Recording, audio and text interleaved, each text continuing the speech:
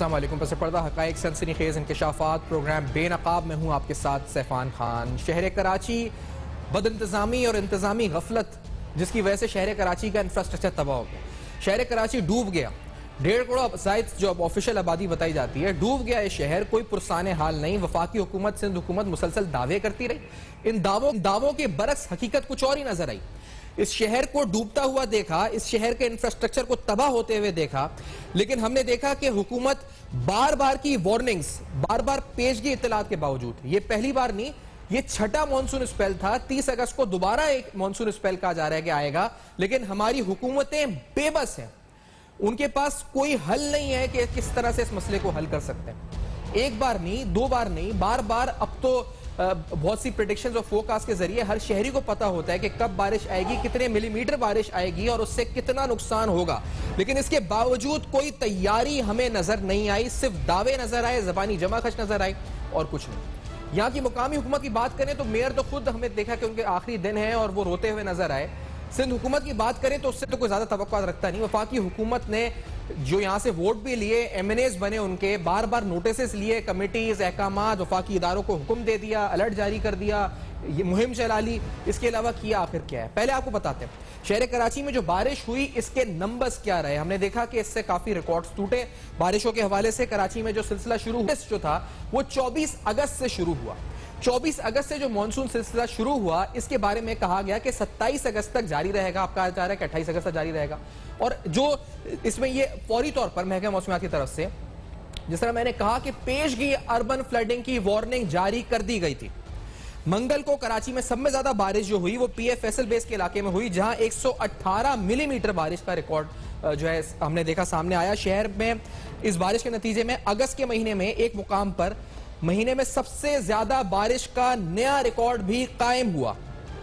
कराची में माह रवा जो इस वक्त अगस्त का महीना है, इस दौरान अब तक 345 मिलीमीटर बारिश रिकॉर्ड की गई। इससे पहले अगस्त के महीने में सबसे ज्यादा बारिश अगस्त 1984 में हुई थी, जब फैसल बेस पर 298.4 बारिश रिकॉर्ड की गई थी। कहा जा रहा है कि तकरीबन 30 साल रिकॉर्ड इस सिलसिले में टूट गया बारिश का। और ये हमने देखा कि इस वक्त बारिशें बड़ी खतरनाक हुई शहर में, लेकिन बारिशों की पेशगी इत्तला थी। तैयारी आखिरकार क्या हुई? मैंने वफाकी हुकूमत की बात की। आज भी अली जैदी साहब नजर आए कि वो एक जगह गए, उन्होंने जाके वहां पे खिताब किया, अवाम को नई उम्मीद दिलाते हुए नजर आए कि कमेटी का कयाम हो रहा है, उससे बहुत से मसले हल होंगे। लेकिन वफाकी हुकूमत पहले ऐलान करती है नालों की मुहिम की सफाई का। पिछले साल अली जैदी साहब ने बाकायदा ये तक ऐलान किया कि 1 हफ्ते में कराची को साफ कर देंगे। उन्होंने दावा किया कराची साफ हो जाएगा, कराची के तमाम बरसाती नाले साफ करके दिखाएंगे, कराची को गंदगी से पाक कर देंगे। वफाकी हुकूमत के इश्तराक से क्लीन कराची मुहिम का आगाज कर दिया, डोनेशन इकट्ठा करना शुरू कर दी। मुल्क के अहम सरकारी निजी इदारों के जो शोबिज स्टार्स हैं उनकी जानिब से भरपूर हिमायत का ऐलान भी हो गया। सिलसिले में उनके वीडियो पैगाम आने शुरू हो गए। ये ऐलान हुआ, नालों की सफाई मुहिम का आगाज हुआ वफाकी हुकूमत की तरफ से। और इसके बाद फिर अली जैदी साहब ने एक ट्वीट भी की जिसमें उन्होंने बताया कि जी अटैच वीडियो ऑफ गुजर नाला, उन्होंने वीडियो अटैच की गुजर नाले की। उन्होंने कहा it is good enough to shut up all those lying to the media while you sound like empty vessels that make noise, we are focused on the target, must compliment FWO for the amazing efforts in such less time and low cost. तो इन्होंने दावा किया कि इन्होंने गुजर नाला साफ कर दिया। अब ये नालों की अगर सफाई हो गई थी शहर के, और पहले ऐलान हुआ नालों की सफाई का, मुहिम शुरू हुई, फिर बाकायदा इस दफा प्राइम मिनिस्टर ने जो लास्ट बारिश हुई उसके बाद अहकामात जारी किए और NDMA ने FWO के इश्तराक से यहां नालों की सफाई शुरू करी। इस दफा जो सफाई शुरू हुई उसमें NDMA ने गुजर नाला, CBM नाला, इस वक्त मुआज गोट नाला, इन 3 के हवाले से सफाई शुरू करी। यहां से कहा गया कि तकरीबन, जो मेरे पास रिपोर्ट है जो मैं आपको स्क्रीन पे दिखा रहा हूं, कुछ दिन के वक्त में तकरीबन 30,000 टन जो है कचरा उठा लिया गया। NDMA ने ये दावा। अब ये तमाम कचरा अगर उठा लिया गया तो फिर बारिशों में जो कचरा लोगों के घरों में आया है, हमने देखा कि ये जो पानी था ये सिर्फ बरसाती पानी नहीं था, इसमें गटर का पानी मिला हुआ था, इसमें कचरे मिले हुए थे जो लोगों के घरों में दाखिल हुआ। बहुत सी आबादियां डूब गई। हमने देखा कि कचरा जो था उसमें शामिल था उस पानी में। ये कचरा कहां से आया जब नालों की सफाई हो चुकी थी? क्योंकि 400 छोटे नाले भी हैं जिनकी सफाई की तरफ कोई तवज्जो नहीं देता। आज वफाकी हुकूमत ने एक और हमें इस वक्त नई चीज दिखाई। आज असद उमर साहब ने एक ट्वीट की, उन्होंने कहा कि reviewed NDMA plan for clearing nullahs, river beds and solve problem of Karachi drowning every time it rains heavily. Inshallah, we'll have plan approved and work started in September. completion in 1 year, largest tax-paying city of Pakistan deserves better than what it is facing today. एक नए plan की बात असद उमर साहब ने की है जी। वो कहते हैं 1 साल में ये प्लान होगा, वर्कआउट हो जाएगा, सितंबर में काम स्टार्ट हो जाएगा, उसमें नालों की सफाई होगी। वज़ीर आज़म साहब ने भी नोटिस ले लिया, अहकाम जारी कर दिए वफाकी इदारों को। ये आखिर वफाकी हुकूमत क्या कर रही है? सिंध हुकूमत पे तो हम सवाल उठाते ही हैं कि करप्शन है, सारा पैसा कहाँ गया। ये वफाकी हुकूमत कर क्या रही है? पहले नालों की सफाई का ऐलान करते हैं अली ज़री साहब, वो सफाई होती है 1 हफ्ते में, कहते हैं साफ कर दूंगा कराची को। वो कौन सा कराची है जो साफ हुआ? वो ये कराची तो नहीं है जो साफ हुआ। उसके बाद हमने देखा कि एनडीए में 3 नाले साफ करता है, वो 3 नाले तो साफ हो जाते हैं, लेकिन शहर फिर कचरे से डूब जाता है। कचरा ही कचरा पानी के साथ आप देख रहे हैं हर जगह। वो कौन से नाले हैं जहां से कचरा बह रहा है? फिर वो नाले साफ क्यों नहीं हुए? और अब असद उमर साहब कह रहे हैं कि आज वो एक प्लान बना चुके हैं और 1 साल के अंदर एनडीए के साथ मिलकर वो सफाई करने लगे। तो ये आखिरकार चल क्या रहा है शहर के साथ ये हुकूमत, चाहे वो सिंध हुकूमत हो और वफाकी हुकूमत, उसके दावों के बरक्स जो हकीकत हमें दिख रही है शहर में, वो ऐसी क्यों है? क्या हुकूमत खुद बेबस हो चुकी है इस बारिश के आगे? क्योंकि सिंध हुकूमत तो कह रही है कि इतनी बारिश होगी तो शहर तो डूबेगा। तो इसका मतलब शहरियों को इस मुश्किल सूरत हाल का सामना 30 अगस्त को भी करना पड़ेगा जब दोबारा बारिशें होंगी। बड़े अहम तरीन सवालात है कि आप शहरी इस बात को जहन में बिठा लें कि कराची का कोई हल नहीं है, कराची में पानी आता रहेगा और इसका कोई हल नहीं है। मेरे साथ फैसल ईदी साहब मौजूद हैं, समाजी रहनुमा है, जफर समाजी रहनुमा, और डॉक्टर फारूक सत्तार साहब सीनियर सियासतदान मौजूद हैं। फैसल ईदी साहब, आज आपके साथ भी एक वाकया हुआ, पहले आपसे पूछेंगे आप, क्योंकि आप खुद भी डूबते हुए, अल्लाह ताला ने आपको नई जिंदगी दी, आप कौम का सरमाया है। पानी में गए आप रेस्क्यू करने के लिए, कितना पानी था वहां पे, कैसे ये हादसा हुआ और आपने क्या मंजर देखे वहां पे फरीद साहब? वालेकुम सलाम।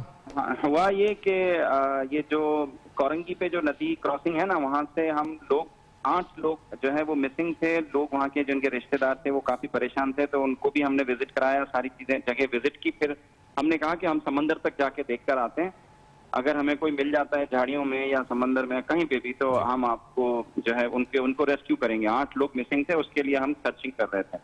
तो वहां से हम निकले, फिर जब हम समंदर की तरफ पहुंचे तो हमने इरादा किया कि हम आगे की विलेज रेस्टोरेंट है वहां से हम बाहर निकल जाएंगे। तो हम जा ही रहे थे, रास्ते में कि लहरें बहुत ज्यादा जो है वो ऊंची थी और तूफानी, मतलब जैसे कहेंगे ना, लहरें थी, और उसकी वजह से हमारा इंजन बंद हुआ और हमारी किश्ती जो है वो उलट गई, काबू में नहीं थी। और आधे घंटे तक हमारी किश्ती इन्फ्लेटेबल बोट होती है, ये इसमें हवा भरी भी होती है, तो ये जब उलट भी जाती है ना तो ये ऊपर ही रहती है, तैरती है, नीचे नहीं जाती। तो फिर हमने तैर के जो ना कश्ती की जो रस्सियां थी ना, हमने वो पकड़ ली। आधे घंटे तक हम जो है वो तैरते रहे किश्ती के साथ। फिर वहां से करीब से एक मच्छरों की कश्ती जा रही थी, हमने उनको आवाजें दी, इशारे किए, तो उन्होंने हमें रेस्क्यू किया। और जो है वो इब्राहिम हैदरी की जो बंदरगाह है वहां तक हमें लेकर आया और हमें अल्लाह ने बचाया, उन मच्छरों ने बचाया, अल्लाह ने उनको जरिया बनाया। सही, ये तो अल्लाह ताला का इस पर करम है कि आप बच गए और इस वक्त हमारे साथ हैं। वैसे लेकिन ये शहर कराची के साथ जो हुआ है इस वक्त ये हाल, आप नहीं समझते कि बार बार हुकूमती दावे हो रहे हैं, बारिश हो रही है, इत्तला दी जाती है, अब बताया जा रहा है परसों बारिश है, हुकूमत फिर ऐलान करती है, अभी वज़ीर साहब ने फिर नोटिस ले लिया वफाकी इदारों को, फिर कह दिया, अलर्ट जारी कर दिया है, कुछ करे कराची के लिए, छोड़ूंगा नहीं शहरियों को अकेला। ये और वजीर आते हैं यहाँ पे दौरे करते हैं, वफाकी वजीर भी आते हैं, सिंध हुकूमत के वजीर सड़कों पे घूमते रहते हैं। तो ये हो क्या रहा है आखिरकार? दावे कुछ और हो रहे हैं, हकीकत कुछ और नजर आ रही है। कोई पुरसाने हाल है भी शहर का? फैसल ईदी साहब, हाँ देखें, हमें जो है वो हम सियासी पार्टियों पे और जो भी हमारे पर हुक्मरानी करते हैं, हमने हमेशा इसी तरह देखा ही है, दावे करते हुए, और आगे भी जो है वो उम्मीद है। एक तो हम है गरीब मुल्क, और पड़ोसी हमारा इंडिया इतना असले पे खर्च करता है, जिसकी वजह से हमें भी मजबूरन असले पे अपनी बजट का बहुत बड़ा हिस्सा खर्च करना पड़ता है, जिसकी वजह से हमारे इदारे कमजोर हो जाते हैं और गुर्बत में बहुत इजाफा होता है। तो मेरी तो यही कोशिश है कि अल्लाह इंडिया के हुक्मरानों को अक्ल दे और वो हमारे साथ दोस्ती करें, और जो है वो हम अपना जो बजट है उसको हम इंसानी फलाह की तरफ लगा सकें। लेकिन वैसे आपने मंजर क्या देखे जो अब गए रेस्क्यू के लिए हैं, तो वहां पर क्या आपने मंजर देखे, लोगों को बताएं, क्योंकि हमने जो यहाँ पे फुटेजेस देख रहे हैं, आप वहाँ गए ऑन ग्राउंड और जाके कश्ती के जरिए सपोर्ट कर रहे हैं लोगों की, क्या हालत है शहर की इस वक्त? हमारी असल में रेस्क्यू जो टीमें हैं वो कल परसों से ही जो है वो काम कर रही हैं, और कल इसी जगह से हमने तकरीबन 8-9 लोगों को निकाला था, और शहर के दूसरे जगहों से भी तकरीबन 8-9-15-20 के करीब लोगों को हमने रेस्क्यू किया था, जिसमें लांडी और लियारी नदी की दूसरी तरफ की जो साइडें थी और इस तरफ की भी। तो आज जो है वो अभी भी 8 लोग लापता थे, तो वो बेचारे हमें फोन कर रहे थे। उसमें राजा अजहर हैं, पीटीआई के एमपी है, सिंध असेंबली के मेंबर, वो भी वहाँ, उन्होंने मुझे फोन किया तो हम वहाँ पे गए हुए थे, उनको सर्च कर रहे थे। वो अच्छा, जब कश्ती उल्टी है वो भी मेरे साथ मौजूद थे कश्ती में, और अल्लाह ने उनको भी बचाया, और जो है वो काफी हमारे साथ काम करते रहे रेस्क्यू में। इसके बाद अच्छा, पानी अभी भी है आप जो आप जिन आबादियों में गए, क्योंकि बार बार हुकूमत की तरफ से सिंध हुकूमत तो बार बार कहती है कि बड़ी सड़कें तो हमने क्लियर कर दी हैं, आप जा सकते हैं, वो आबादियों का जिक्र ही नहीं करते जहाँ नशीबी इलाके जहाँ पानी जमा हो चुका है। तो हम नदी के अंदर काम कर रहे थे। अच्छा, और नशीबी इलाके भी जो है वो डूबे हुए हैं, और ये लांडी की तरफ, और लेकिन अभी पानी कम हुआ है। लेकिन अभी जो इसमें दादू में जो बारिशें हुई हैं, शायद उनका पानी जो है वो तेजी से आएगा, तो फिर अब एक आध दिन लगेगा उसका आने में, फिर उसकी वजह से भी तूफान नहीं आएगी ये नदियों में। अच्छा फारूक सत्तार साहब, आपसे भी हम जानते हैं, लेकिन एक छोटा सा ब्रेक है, हमें फारूक सत्तार साहब से हम बात करते हैं इसके बाद कि आखिरकार हल क्या है इन मसाइल का, परमानेंट हल क्या है। बार बार नोटिस अहकामात ये कब तक चलता रहेगा? इस ब्रेक के बाद जानेंगे, हमारे साथ रहेगा।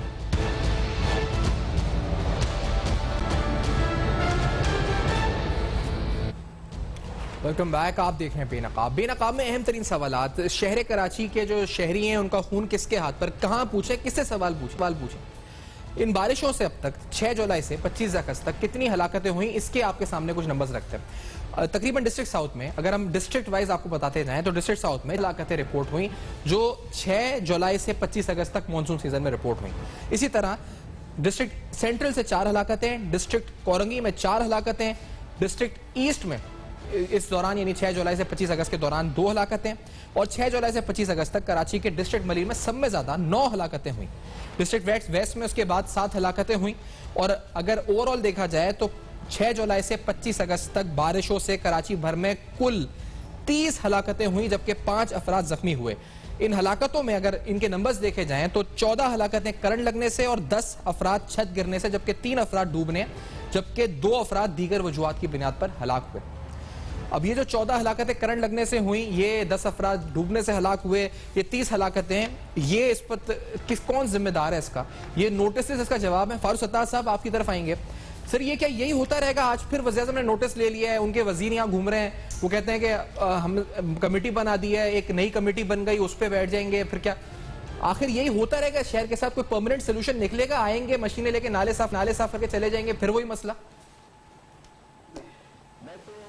इन तीनों सियासी जमातों को मौरिद इल्जाम ठहराऊंगा, क्योंकि इस कमेटी के बनने के बावजूद भी इनमें इतनी अखलाकी जुर्रत नहीं है कि ये तीनों जमातों के कमेटी के नुमाइंदे किसी एक जगह साथ बैठकर प्रेस कॉन्फ्रेंस करे और कराची के अवाम को कम से कम ये उम्मीद दिला दें कि इस साल तो हमने मुजरिमाना गफलत का मुजाहरा करते हुए आपका बेड़ा गर्क किया, आपके शहर को तबाह बर्बाद किया, लेकिन इंशाअल्लाह अगले साल से पहले पहले हम आपके सामने तीनों बहुत पहले इकट्ठा बैठे होंगे, हमारे मंसूबे मुकम्मल हो चुके होंगे, नालों की सफाई हम तीनों मिलकर कर चुके होंगे, कतई नजर इसके कि वफाकी हुकूमत में हम हैं, पीटीआई, सूबाई में पीपल्स पार्टी है, और बल्दियात में अभी तक एमक्यूएम है। आगे इंतखाबात होते हैं तो देखते क्या होता है, या और एमक्यूएम हमारी पार्टनर है। तो मेरे ख्याल में अगर असद उमर अपने किसी मंसूबे का ऐलान कर रहे हैं और वो ट्वीट कर रहे हैं, तो बिल्कुल देखें ये इनके जहन माइंडसेट आपके सामने आ गया। ये तीनों जमातें अलहदा अलहदा अपने कद से, अपने वजन से कहीं ज्यादा कराची पे सिर्फ अपना कब्जा जमाना चाहती हैं और झूठे बुलंद बांग दावे करके ये साबित करना चाहती है कि उनका शेयर कराची में ज्यादा है, और गोया कि वो वाहिद नुमाइंदा जमात है कराची की, जैसे एक जमाने में एमक्यूएम का ये क्लेम होता था, और एमक्यूएम अब भी इस क्लेम से दस्तबरदार नहीं हुई है। वो भी ये समझती है कि वो सबसे बड़ी जमात है। तो अब पीपल्स पार्टी अपनी ताकत, सूबाई हुकूमत के इख्तियारात, वसाइल जो उसने सारे गस्ब किए हैं बल्दियाती 2013 के कानून में, आइन का आर्टिकल 140 की सरीहन नफी कर देगा। तो मुझे तो नहीं लगता कि कहीं की मट्टी कहीं का रोड़ा, भानमती का कुंबा जोड़ा, इन तीनों सियासी जमातों के अच्छे लोग भी जाया हो रहे हैं। ये पॉलिटिक्स करके, क्रेडिट की सियासत करके, सबकत ले जाने की सियासत करके, और एक दूसरे पे फिर आखिर में इल्जामात लगाकर भी। तो ये तीनों तो ये कर रहे हैं। अच्छा, इसमें लॉटरी किसकी निकल आई है? इन तीनों जमातों के करप्ट अनाज से, जो कब्जा गिर हैं, जो वसाइल और इख्तियार तीनों के पास है, कुछ ना कुछ है। सूबे के पास सबसे ज्यादा है, मैं मानता हूं, वसाइल वफाक के पास भी कुछ कम नहीं है। लेकिन जो मेयर कराची अब ये मगरमच्छ के आंसू रो रहे हैं, ये कोई कराची के लोगों के गम में नहीं, ये इनकी कुर्सी अब 2 दिन बाद जाने वाली है, ये असल में उसके गम में रो रहे हैं। मसला सारा है कि 4 साल बाद मगरमच्छ के आंसू बहाकर क्या आप अगला मेयर एमक्यूएम पाकिस्तान का ला सकते हैं, जबकि नाकिस तरीन कारकर्दगी है एमक्यूएम के किसी भी मेयर की, और एमक्यूएम की सियासी तारीख की, उसकी जिंदगी की नाकिस तरीन और नाकाम तरीन कारकर्दगी। और ढिटाई देखें, अगर कोई गैरतमंद मेयर होता तो गुलजार अहमद शेख ने जब उन्हें कहा कि भाई अब कब जान छोड़ रहे हैं, खुले बंदों ये कह दिया, तो उसके बावजूद ये नहीं कहा कि मैं तो चला जाऊंगा, लेकिन गुलजार अहमद शेख साहब आप जो कह रहे हैं उसके बाद भी ये मसाइल हल नहीं होंगे, ये रहा मेरा इस्तीफा, मैं आज ही घर जा रहा हूं, एक रियासती आईनी इदारे ने मुझे कह दिया। तो ये तो इनके अंदर मतलब है कि लोगों की सेंसिटिविटी नहीं है, इन्हें तो 1 साल पहले बन गया छोड़ देनी चाहिए। लेकिन मुझे ये बताएं कि ये इन तीनों को पता है मसला आखिर है क्या? नालों की सफाई आते हैं, ऐलान करके चले जाते हैं, नालों की सफाई मसला है भी, और 400 नाले हैं, ये तो 3 गुजर नाले से आगे बढ़ते ही नहीं है ये लोग। ये सिंध हुकूमत हो, वफाक हो, ये गुजर नाले पर ही अटके रहते हैं। ये बाकी जो छोटे 400 नाले जिनका पानी बहकर पूरे गटर का और कचरा आके आ जाता है शहर में, उधर कौन जाएगा सफाई करने के लिए? और दूसरी बात, नालों की सफाई भी हल है या नहीं है, बल्कि निजाम देना हल है, सीवरेज का निजाम, कचरा उठाने का निजाम, नालों का, बरसाती नालों का निजाम, वो कौन देगा हमें आके? असल अलमिया यही है कि वो कॉम्प्रीहेंशन, वो मसाइल का अदराक, और ये सारे मसाइल एक दूसरे से इंटेग्रेटेड या जुड़े हुए कैसे हैं, और इनकी अलहदा पोजीशनों की वजह से, क्रेडिट की सियासत, इल्जाम तराशी की वजह से, वो अगर मिलकर भी काम कर सकते थे, वो मौका भी उन्होंने अपने हाथ से जाया कर दिया। और आखिर में जो पीटीआई, देखें अली जैदी साहब के जितने दावे आपने अपने प्रोग्राम के शुरू में बताए, वो पिछले साल उस वक्त आए थे जब कराची को वर्ल्ड बैंक ने रहने यानी नाकाबिले रिहाइश शहर, दुनिया का 5वां नाकाबिले रिहाइश शहर करार दे दिया था। तो उन्होंने कहा था आस्तीन चढ़ा के मैं करूंगा, और 1 हफ्ते बाद वो भी रडार से, मंजर से गायब हो गए थे। तो मेरा सिंपल ये कहना है कि ये इसके हल के लिए बहुत आसान तरीका है कि नालों की सफाई पर ज्यादा से ज्यादा 50 करोड़ लगेंगे। 41 छोटे बड़े अहम नाले, 400 नाले तो यकीनन हैं, छोटे बड़े नाले हैं, अगर उनको साफ करें, जो सीवरेज की लाइनें उनमें गई हुई हैं उसको डिस्कनेक्ट करें, जो कचरा गाड़ियां उनमें ट्रैकर लगा के मॉनिटर करें, एक proper command and control room बने कि ये कचरा गाड़ियां कचरा नालों में फेंक रही हैं या जाम चाकरो जा रही हैं, ये मॉनिटरिंग, सुपरविजन, रेगुलर मॉनिटरिंग, रोजाना की बुनियाद पर मॉनिटरिंग करेंगे तो नाले नहीं भरेंगे। सिर्फ ये बता देना काफी नहीं है कि जब ज्यादा बारिश आएगी तो ज्यादा पानी आएगा, ये नहीं बताया जा रहा जब ज्यादा पानी आएगा तो ज्यादा नाले भरेंगे, और जब ज्यादा नाले भरेंगे तो साफ नहीं हुए होंगे तो फिर ज्यादा कराची डूबेगा, ये बताने के लिए कोई तैयार नहीं है, उसकी जिम्मेदारी ले। तो 140A की जो मेरी पिटीशन है उसको ना चलाकर पीटीआई और एमकेएम ने बराबर इस जुर्म में जो है वो बराबर की पार्टनरशिप की है। ये पिटीशन चले असद उमर की मेरी, इससे एक फैसला होगा। Article 160 clause 2 sub clause D के तहत डायरेक्ट मरकज से 8वें कौमी मालियाती कमीशन के बाद कराची, लाहौर, पेशावर, कोयटा और सारे छोटे बड़े शहरों को डायरेक्ट फंडिंग हो। कराची 3000 अरब रुपए देता है, उसे कम से कम 300 अरब रुपए मिलने चाहिए। सूबे से मरकज से 30 अरब रुपए भी नहीं मिलते हैं, तो फिर तो कोई भी शहर को नहीं चला सकता। अगर 300 अरब रुपए पीटीआई के 14 एमएनए और 30 से ज्यादा एमपीएस अगर ये अपनी पार्टी से और वफाक से नहीं ले सके और बजट में कराची के लिए कोई एलोकेशन नहीं है, तो फिर नालों की सफाई हो, कचरा उठाना हो, सीवरेज का निजाम, इंपॉर्टेंट बात है।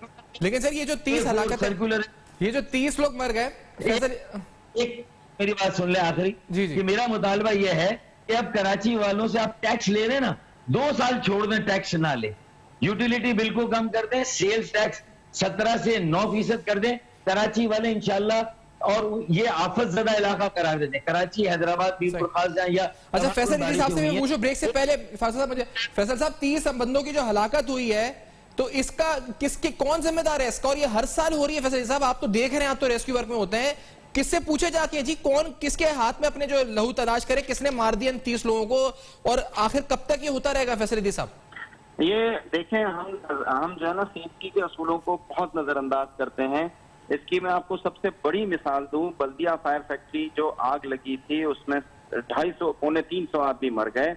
वो उसकी जो वजह थी, वहां पे सेफ्टी के इंतजाम नहीं थे। फायर फाइट के जो फायर स्केप के जो रास्ते होते हैं उन पे लोहे की ग्रिल लगी हुई थी, ताले लगाए हुए थे, उन्होंने सेफ्टी को बिल्कुल नजरअंदाज किया था। इतना बड़ा वाकया हो जाने के बाद भी जो है वो पाकिस्तान की फैक्ट्रियों के अंदर, कराची की फैक्ट्रियों के अंदर और दीगर जगहों पर भी आज तक सेफ्टी के इंतजाम नहीं किए गए और ना ही ये सारी तैयारियां की गई। आज भी अगर इस तरह का कोई वाकया होगा तो बेचारे मजदूर जो अंदर फंसे हुए होंगे या जो बेचारे मरे हैं 30 आदमी, इनको सेफ्टी पे बहुत नजरअंदाज किया जाता है। हमारे यहाँ हर कोई सेफ्टी को नजरअंदाज करता है, जिसकी वजह से जो है वो लोग इस तरीके से जो है वो जिंदगियां जाया करते हैं।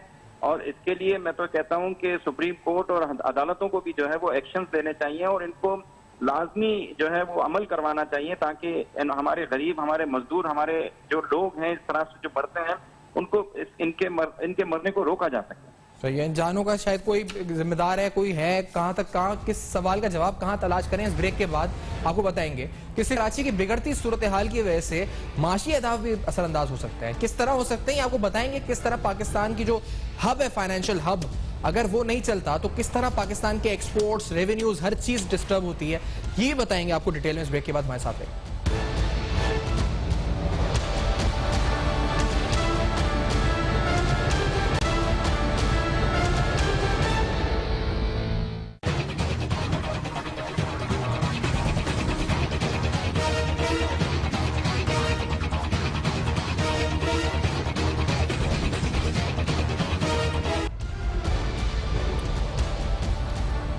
Welcome back. आप देख रहे हैं बेनकाब अहम तरीन सवालात। आखिर वफाकी हुकूमत और सिंध हुकूमत के दावे, मुसलसल दावे, पेश की इत्तलात, अर्बन फ्लडिंग की वार्निंग्स के बावजूद सिंध हुकूमत ना वफाकी हुकूमत कराची शहर के लिए कुछ नहीं कर सकी। आप बात करें तो पूरे सिंध के लिए कुछ नहीं हो सका। आपने देखा कि हैदराबाद हो, मीरपुर खास हो, ठट्टा हो, बदीन हो, इसके साथ थरपारकर हो, हर तरफ तबाही ही तबाही देखी।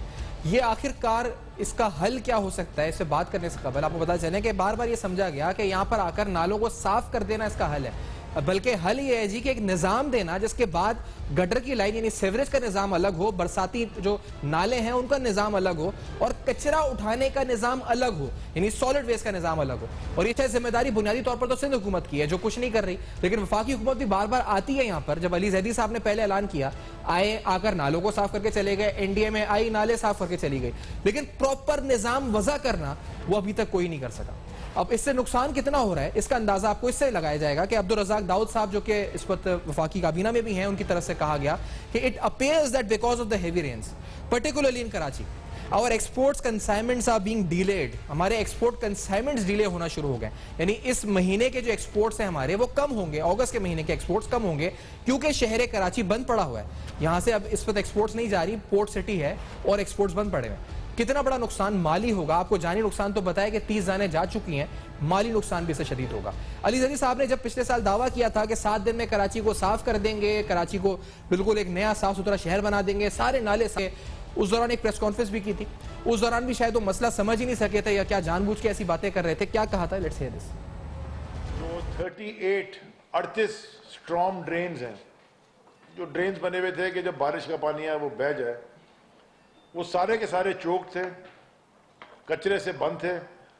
अक्सर आपकी टीवी चैनल्स के ऊपर मेरे पास आज एक वीडियो भी आई है सुबह कि बच्चे कचरे में गिर के गायब, उनकी लाशें भी नहीं मिलती, वो इतना कचरा जमा हो गया, वो दलदल बन गया है, गटर में गिर गए बेचारे मासूम बच्चे 2-2, 3-3 साल के गायब। कराची इस मुल्क का फाइनेंशियल सेंटर है, कराची चलेगा तो मुल्क चलेगा, कराची बंद होगा तो पाकिस्तान में को नुकसान होगा। कराची में पोर्ट है, कराची में इंडस्ट्रियल एरिया है, कराची को फेडरल गवर्नमेंट कभी भी बेहाल नहीं छोड़ेगी। जिस हाल में कराची है उसको हमने बदलना पड़ेगा। अब ये जुमला भी सुन सुन के कराची के शहरी शायद तंग आ गए, क्योंकि आज भी वजीर आजम ने कहा है कि कराची के शहरियों को अकेला नहीं छोड़ेंगे, लेकिन आखिरकार अकेला तो छोड़ दिया, बेबस हैं। बारिश आती है, सिंध हुकूमत कहती है हम क्या करें, पानी खड़ा हो जाता है हम क्या करें। ख्वाजा इजहारुल हसन साहब मुत्तहिदा कौमी मूवमेंट के सीनियर रहनुमा मौजूद हैं, नुसरत सैर अब्बासी साहिबा भी हमारे साथ प्रोग्राम में मौजूद हैं, GDA की अहम रुकन है, हमारे साथ दोनों अहम शख्सियात मौजूद। ख्वाजा इजहार साहब, अब परमानेंट सोल्यूशन क्या ये कमेटी ढूंढ सकेगी? हम उम्मीद रखें या ये उम्मीद रखना भी गलत होगा कि परमानेंट यानी निजाम वजह हो कराची शहर के मसाइल का? बहुत इम्पोर्टेंट बात की है आपने, यही MKM का मुतालबा है। कम से कम चले इस कमेटी ने आगाज तो किया है ना जी। यहाँ तो कोई पूछने वाला नहीं था और सूबे जो है वो रियासत की तरह अपने आप को एक्ट कर रहे थे, तो फेडरेशन ने कम से कम अपना एक इन्वॉल्वमेंट किया। और सबसे बड़ी बात है कि हम सबसे बड़े इत्तेहादी भी हैं और हमारा इत्तेहाद तो इसी बुनियाद पे हुआ ना कि सूबे में तो बदअनवानी, बदइंतजामी, लाकानूनियत उरूज पर है और PTI खासतौर पर वजीर आजम साहब ने NDMA और FWO को यहाँ भेजा। मैं समझता हूँ आगे चलकर हमारे जो गुजरा हैं वो इसके TOR मजीद डिफाइन करें और एक जो निजाम जिसकी आप बात कर रहे हैं, असल चीज ये है कि सैफान खान निजाम का ये निजाम एक वक्ती तौर पे तो रिलीफ मिल जाएगा, लेकिन आगे चल के हमें उम्मीद है वफाकी हुकूमत से कि वो किसी न किसी निजाम को वजह करने में भी अपना किरदार ये कमेटी अदा करेगी। सही, तो ये ख्वाजा साहब निजाम वजह करने ही नहीं, ये आप क्या कहते हैं, ये जिस तरह कहते हैं जी खान साहब कि हम सीख रहे हैं गवर्नेंस, तो ये अभी 2 साल से तो आ रही है, वफाकी हुकूमत ऐलान भी कर देती है, कभी नालों की सफाई मुहिम का ऐलान कर देती है, कभी NDA में, तो ये सीख रहे हैं, ट्रायल एंड एरर कर रहे हैं कि आखिर हमें निजाम वजह करना है। आज भी सदर उमर साहब ने ट्वीट किया कि NDMA का प्लान है 1 सितंबर से, या फिर ये समझ ही नहीं पा रहे मसले को, क्या है ये ख्वाजा? नहीं, मेरा ख्याल है कराची में हम उनके इत्तेहादी होने के साथ साथ माविन भी हैं। हमें कराची का मसला पता है, कराची वालों को कराची के इश्यूज पता है, हम गाइड करेंगे, हम असिस्ट करेंगे। और कराची का मसला ये कि 20 मल्टीपल सिविक एजेंसी किसी एक शहर के ऊपर हैं, 3 डेवलपमेंट अथॉरिटीज हैं, कुछ पता नहीं है, न पुलिस मेरी है, न फकीर मेरा है, न डाकू मेरा है।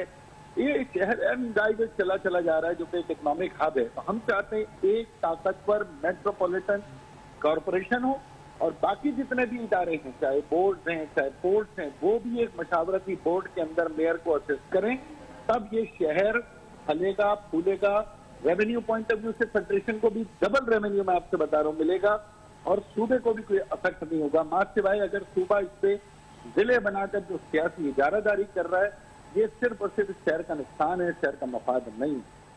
सही, अच्छा, और यही बात अगर नुसरत साहब आपसे पूछूं कि इसका मतलब ये कि 30 अगस्त को फिर बारिशें आएंगी, फिर शहरी ज़हनी तौर पे तैयार हो के उन्हें अजियत का निशाना शिकार होना पड़ेगा, क्योंकि बारिश आएगी तो पानी आएगा, सड़कों पे पानी खड़ा होगा।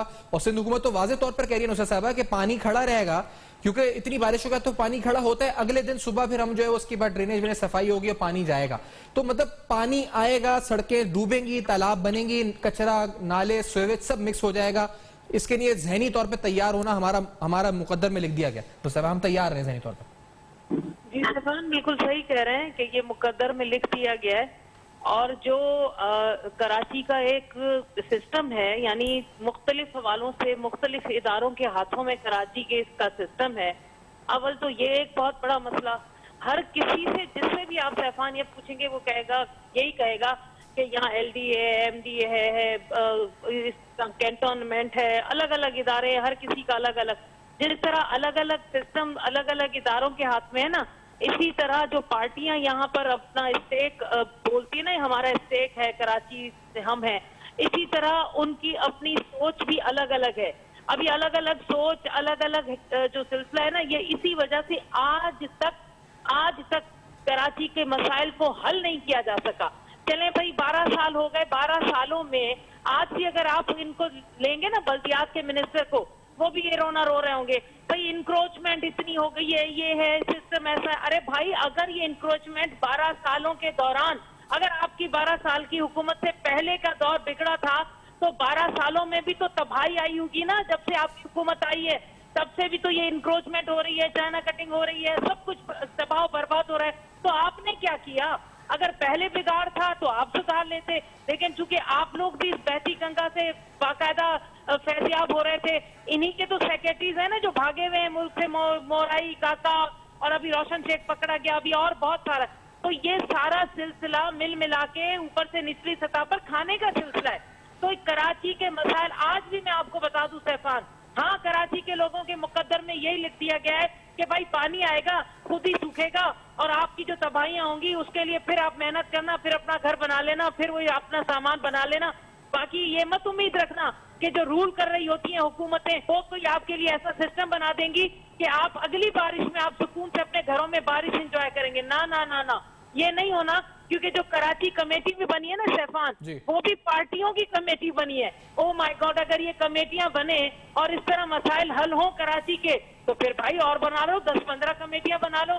तो ये आज के बाद अगले साल भी आप और मैं इसी तरह अगर जिंदगी रही तो इस तरह यही चीखेंगे, चिल्लाएंगे और कई घरों में मातम होगा, कई घरों के हालात खराब होंगे। यही होना है, क्या होना है? मजे करना है, जिससे कमाना है, खाना है। अब मेयर साहब अब चले गए, अब वो एंजॉय करेंगे अपनी लाइफ, जितना उन्होंने यहाँ से लिया, कमाया, खाया।